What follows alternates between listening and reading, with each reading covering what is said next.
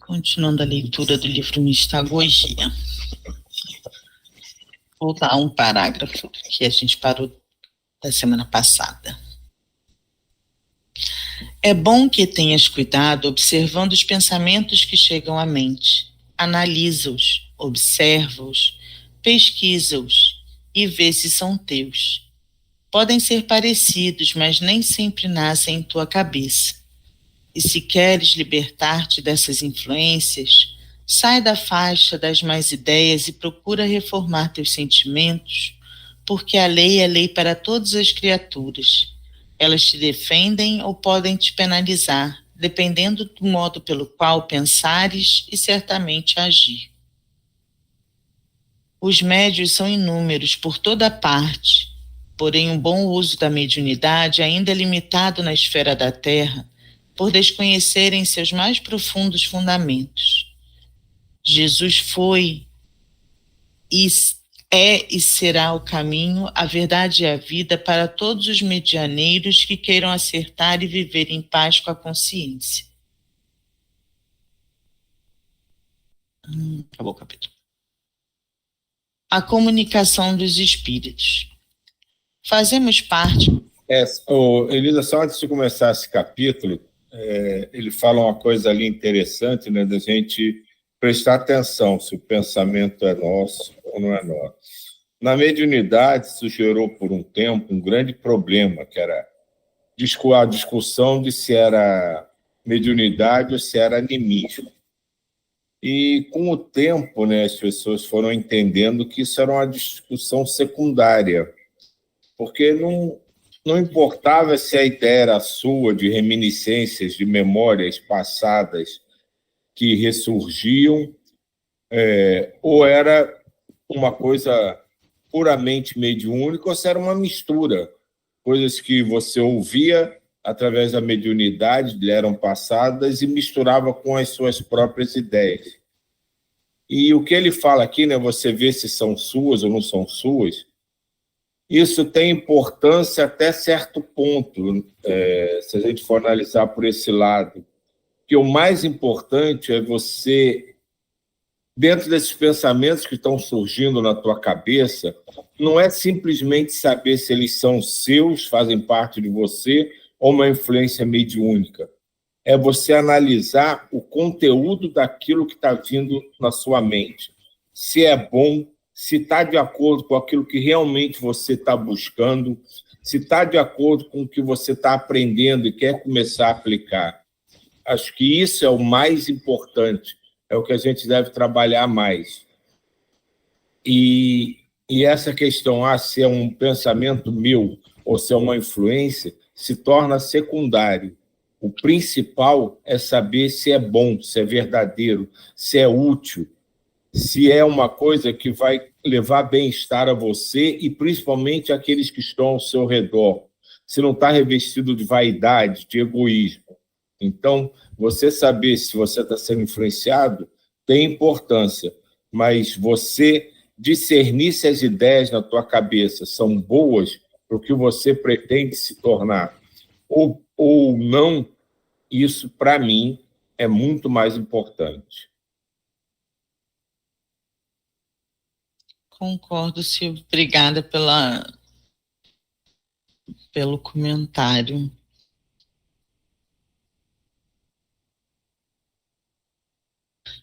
Capítulo 5. A comunicação dos espíritos. Fazemos parte de uma comunidade espiritual, por misericórdia de Deus, que nos dá muita segurança. É uma grande família, que nos acolhe a todos e não nos deixa esquecer os deveres assumidos diante da própria consciência. Estamos cada vez mais agradecidos pelas oportunidades de trabalho. O corpo físico é um desafio difícil para o espírito, bem o sabemos, porque nele estivemos por muitas e muitas vezes, e na última vez, na França, país a que devo muito, sofri muito no que refere à moral pelo que eu me dispus a fazer. Pregava a imortalidade, mas na intimidade eu a duvidava um pouco.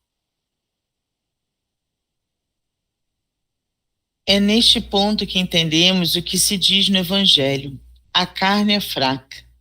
A gente se esquece do tempo em que vivemos no plano espiritual, embora este seja muito maior do que quando internados nos liamos da matéria. E esquecemos a melhor parte, que é a certeza da continuação da vida em espírito e verdade. Por outro lado, faz-se necessário que nos esqueçamos um pouco das belezas imortais da espiritualidade quando a ela atingimos, para não forçarmos a nossa saída do corpo, para retornar ao plano espiritual, violentando a lei da vida no plano do mundo físico. As atrações do mundo terreno nos prendem, e quando não temos certo equilíbrio, é bom que isso aconteça, favorecendo o despertamento espiritual. O preparo é demorado, mas constante, pois somos todos vigiados pelos benfeitores da eternidade, que nos dão somente aquilo que suportamos em todos os planos em que vivemos. Ser algum está sem proteção. Não existem órfãos do amor divino em ponto algum do universo. O sol da vida nos aquece a todos e nos sustenta em qualquer lugar em que estejamos. Tive medo do nada quando estava à beira da morte, porém depois reagi porque o medo não nos leva a coisa alguma. O que é, tem de ser e deve ser. O certo é confiarmos, aceitando o que é, porque somente a verdade fica de pé. Muito já se escreveu sobre os segredos da vida além da morte, mas, na verdade, quase nada se sabe sobre o plano espiritual em que habitamos. Nós, que temos a oportunidade de transmitir alguma notícia, somos controlados para não dizermos o que não pode ser dito. A nossa conversa através da escrita e nos servindo da mediunidade é gradativa e muito lenta, acompanhando a evolução da humanidade. Se queres saber a verdade sobre o que falamos, observa uma criança em conversações com adulto. Vê como é o aprendizado delas nas escolas. A gradação é a mesma, ou talvez mais lenta. A negação de muitas coisas que nós falamos se dá porque quem nega, às vezes não está preparado para conhecer o que falamos. Os trabalhos dos espíritos com os homens estão cada vez mais ativados. É ordem superior para nos familiarizarmos com os dois planos, conscientizando as criaturas dessa necessidade para a grandeza da própria vida. A mediunidade é uma faculdade comum entre os povos. São bilhões de espíritos que se comunicam permanentemente todos os dias na Terra. Será que não dá para entender e sentir essa verdade? Ela está explodindo de sorte que, sendo a vontade de Deus, ela se faz com ou sem a vontade dos homens, por estar no código das leis divinas. Não existe religião no mundo que não se alicerce na comunicação dos espíritos.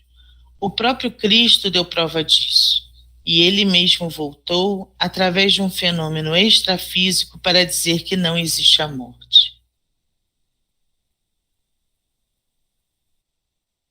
Estávamos subindo uma grande rampa de uma casa de recuperação onde se encontravam centenas de espíritos recém-desencarnados que estavam em preparo para receber assistência. Aquele que não quer se curar fica no ambiente que idealizou ou idealiza e esperamos o amadurecimento espiritual. A vida pede não violência, mesmo na ação do bem. Adentramos num vasto salão onde a simplicidade era a expressão de beleza natural. Compreendi que o silêncio naquele ambiente era um pouco de tratamento em que o próprio doente se medica a si mesmo. Como é bela a educação. Elisa, só voltando ao parágrafo anterior, quando ele fala aqui aqui mesmo, e esperamos o amadurecimento espiritual. A vida pede não violência, mesmo na ação do bem. Aí eu trago aqui os nossos papéis, né, como pais na Terra. às vezes, pela nossa experiência, né, eu falo muito disso com a Diva, como a gente vai envelhecendo e vai entendendo um monte de coisa, vai modificando a dureza com que a gente encara as coisas, a impertinência com que a gente questiona da juventude, e vai compreendendo muitas coisas que quando o jovem não entendia, e vai ver o amadurecimento ao longo da vida, conforme ele estava fazendo analogia aqui da evolução.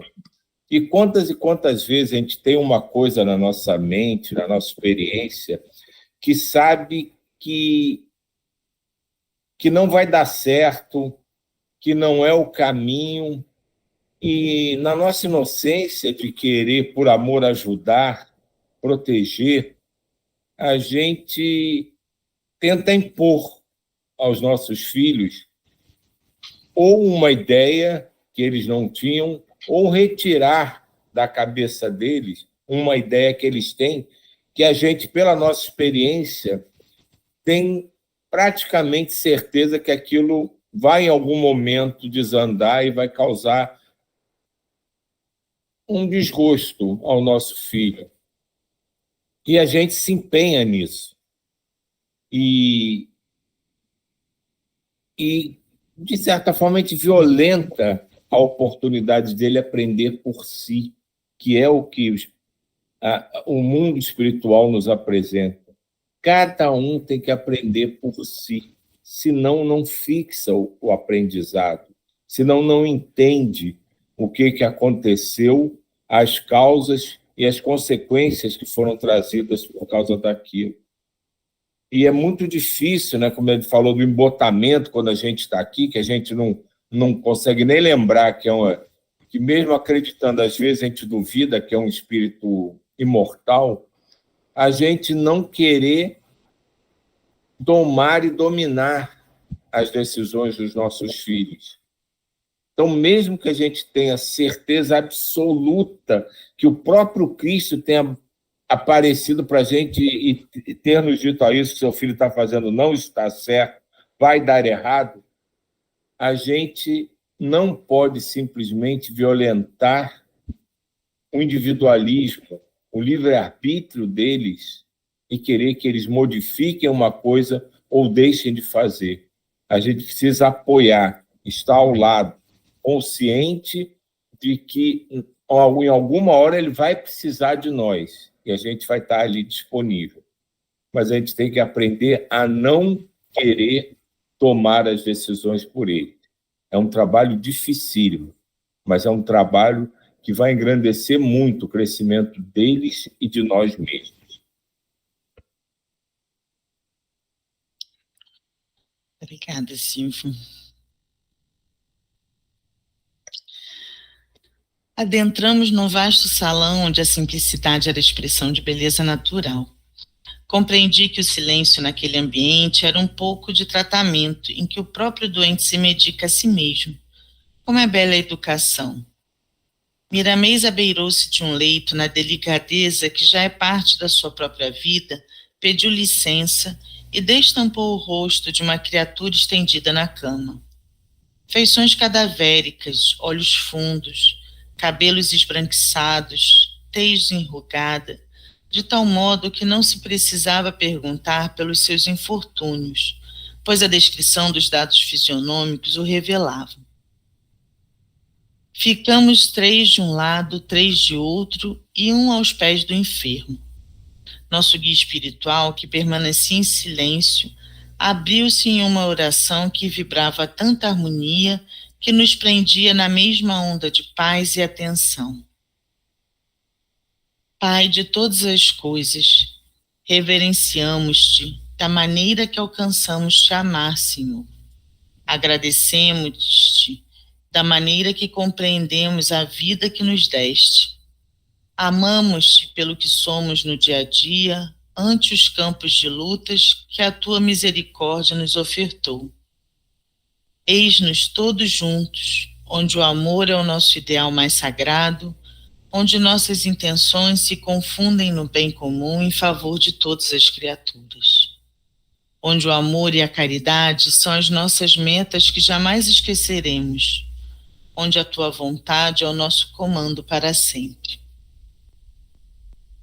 Estamos diante de inúmeros irmãos estendidos nessa enfermaria, esperando o nosso carinho, esperando a parte a ser feita pelos samaritanos do amor.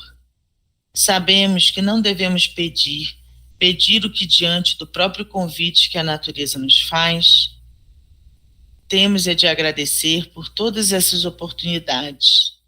É Deus nos chamando à benevolência, é Deus presente onde falta compreensão. Estendamos as mãos, companheiros, para que elas possam oferecer a mais pura energia de que o coração é portador. Estendamos as mãos, meus amigos, e para distribuir o que a caridade tem com abundância, usemos as mãos, para que elas provem que Deus também nelas está e fazendo com que elas sejam as dele. O silêncio deste salão é a conversa de Deus. Quem não entende o que ele nos pede que façamos? E é neste entendimento, captado pelas nossas sensibilidades, que devemos começar a sermos úteis. Agradecemos-te, Senhor. Todos nós, por intuição, nos distribuímos no salão, transmitindo a todos os enfermos ali estendidos, recolhidos em zonas interiores pelos samaritanos da casa. Fiquei ao lado de Miramês, olhando para mim, disse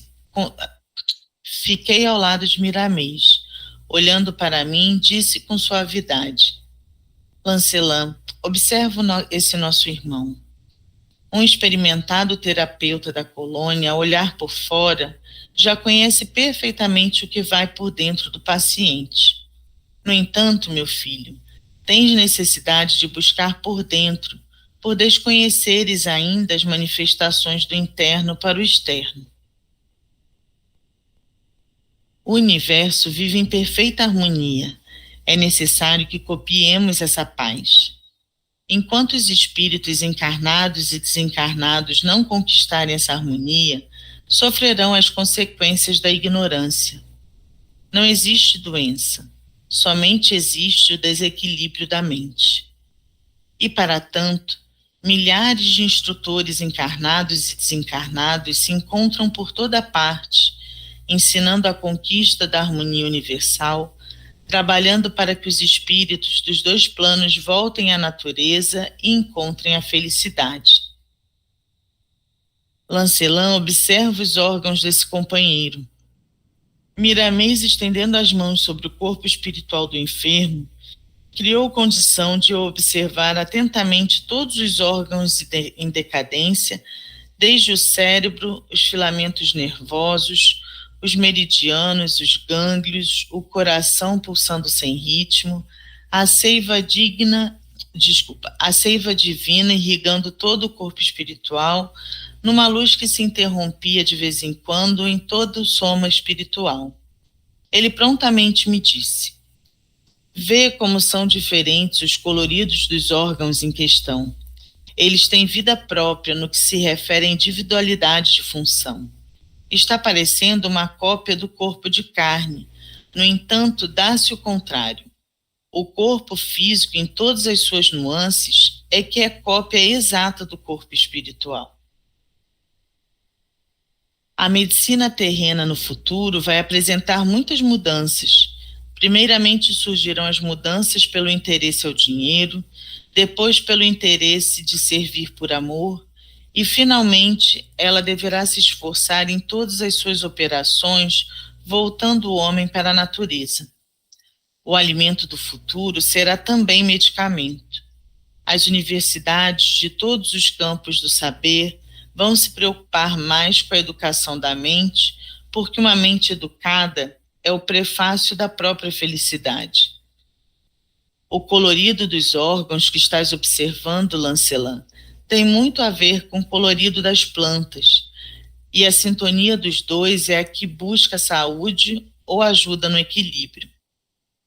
Aí é que buscamos o que nos disse Jesus: quem tem olhos para ver, que veja. O médico médium faz o diagnóstico pela vidência e confronta a cor dos órgãos com a cor das plantas, para que possa fazer o tratamento acertado. Compreendes? Comecei a compreender até onde atinge a harmonia. Ela não se dá pela música, apenas para deixar o ambiente agradável. O ritmo do universo interpenetra tudo, para que tudo cante as belezas da criação. Se Deus é amor, meu filho, Deus é harmonia divina, disse Miramês.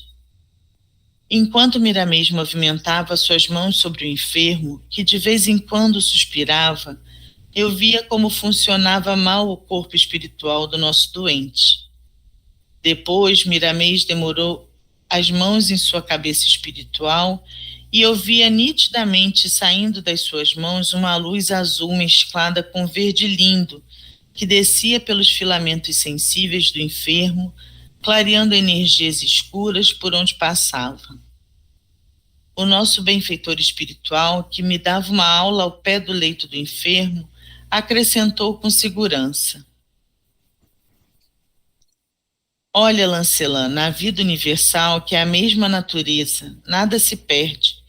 Mesmo aquilo que achamos imprestável, como esse magnetismo inferior expulso do corpo do nosso irmão pelos fluidos superiores, acumula-se nos pés e depois passam a ser dispersados e, pela lei da atração do mais pesado, é atraído para o solo da nossa colônia e transformado pela química da argila divina em adubo e em higienização do próprio ambiente, contra variados parasitas que surgem e se movem nos antros das sombras, onde milhares de entidades sofredoras e perversas estagiam. Se a humanidade compreendesse se a humanidade compreendesse a grande necessidade da educação da mente, as doenças ficariam somente no passado, como sendo estado de ignorância dos ancestrais. Toda doença é, pois, desarmonia da mente consciente ou inconsciente. O próprio sofrimento que os humanos já conhecem na Terra como consequência de erros do passado, nada mais é do que falta de harmonia mental que levou a alma para os desastres morais. Interessante, né? Essa analogia que ele faz com a harmonia e o equilíbrio da natureza. Na natureza a gente vê inumeráveis seres individuais e na nossa mente totalmente independentes, né, uns dos outros. Mas a integração deles, se você parar para perceber, eles têm uma interdependência, tem um equilíbrio que é feito pelo que todos eles fazem junto, o que cada um faz afeta o outro, e vai mantendo tudo em equilíbrio. Então ele fala do corpo, né? Cada órgão na sua função como um ser individual, mas um é relacionado diretamente com outra função de um órgão, altera o outro, e surgem os desequilíbrios, as desarmonias. E fala de professores, ele fala do Miramês dando aula, mas quando a gente tem uma natureza, que é o maior professor que a gente pode ter de equilíbrio e harmonia, e não presta atenção. E se a gente não interferir, a coisa funciona perfeitamente. Geralmente na natureza só dá errado quando a gente interfere, achando que sabe mais do que ela. E assim acontece com o corpo.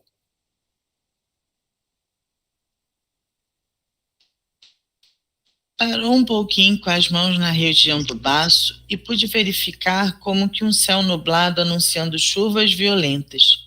Raios tenuíssimos desciam, atingindo todas as células do corpo perispiritual, e o doente se agitava. Nesses momentos, Miramês concentrou a atenção na frequência que lhe cabia atingir, dispersando as nuvens e encaminhando as energias violentas para os pés do enfermo, que logo foi se acalmando, entrando novamente em estado de coma como estava antes. Pela observação, a razão nos fazia entender que aquele corpo não tinha mais jeito, dado o estado de decadência do nosso companheiro. Entretanto, Deus tem todos os recursos, de modo a nos ensinar que tudo se refaz, desde quando se entenda o modo pelo qual a harmonia divina possa estabelecer. Caena logo se aproximou de nós com as suas mãos abençoadas e cheias de medicamentos colhidos na própria natureza. Entregou sua abençoada contribuição a Miramês, que sorridente me falou com jovialidade. Lancelin, observa a bondade de Deus. Essas bênçãos que se encontram em nossas mãos, que nos foram entregues pela natureza, podem ter sido ontem um lixo magnético, que se transformou em bálsamo curativo pelo seu amor que, como sei, opera em tudo e em todas as criaturas.